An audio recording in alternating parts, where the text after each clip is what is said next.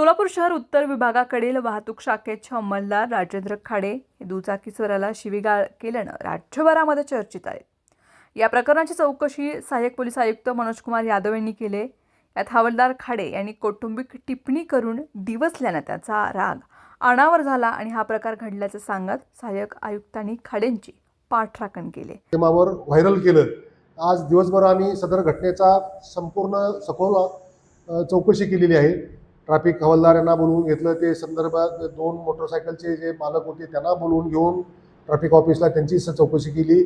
रिक्षा स्टॉपचे अध्यक्ष, त्यांचे काही सहकारी सर्वांना सदर ठिकाणी बोलवून चौकशी केली असता खाडे यांना किंवा त्यांच्याबरोबर कुठलीही अशी जास्त म्हणजे काहीशी शिवीगाळ म्हणा किंवा हे प्रकार घडलेला नाही असं चौकशीत निष्पन्न झालं।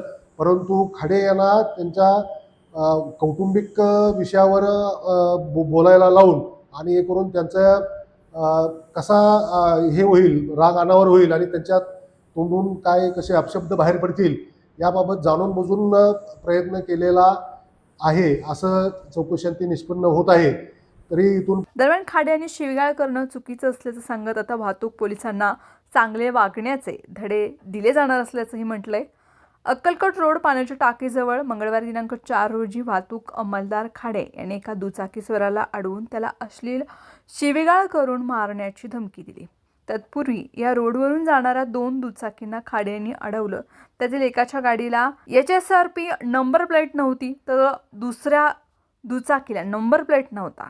त्या संदर्भात संबंधित दुचाकीस्वाराला विचारणा सुरू असताना दुसऱ्या एका व्यक्तीनं खाडे यांच्यावरती कौटुंबिक टिप्पणी केली। त्यावेळी राग अनावर झाल्यानं खाडे यांनी शिवीगाळ मारहाण केली। त्या ठिकाणी दबादाब असलेल्या एका शिवीगाळापूर्वीचा व्हिडिओ समोर न आणता एकच बाजू सोशल मीडियामधून प्रसारित केली। या संदर्भात बुधवारी वरिष्ठ अधिकाऱ्यांनी घटनास्थळावरील रिक्षा चालक संघटनेचे पदाधिकारी रिक्षा चालकांकडे चौकशी केली। तसंच वाहतूक हवालदार खाडे आणि दोन्ही दुचाकीस्वारांना बोलवून माहिती घेतली। त्यावेळी हा प्रकार समोर आल्याचंही सहाय्यक पोलीस आयुक्त यादव यांनी म्हटलंय।